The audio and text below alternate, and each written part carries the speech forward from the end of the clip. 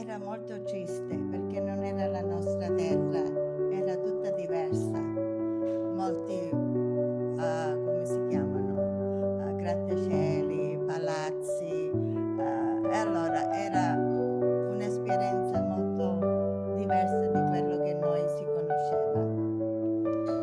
E tutto qua siamo arrivati, i miei zii ci hanno alloggiato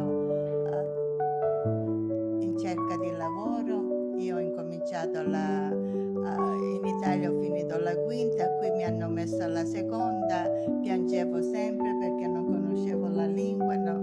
E insomma poco a poco ci siamo arrivati a imparare questa lingua inglese, che ancora io porto l'accento siciliano. Brava, brava. Questa identità.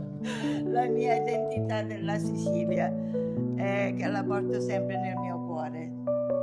E così abbiamo continuato. I miei genitori hanno lavorato molto, finalmente hanno conservato un po' di soldi per arrivare a comprare una casetta, e così sono continuata a studiare l'inglese.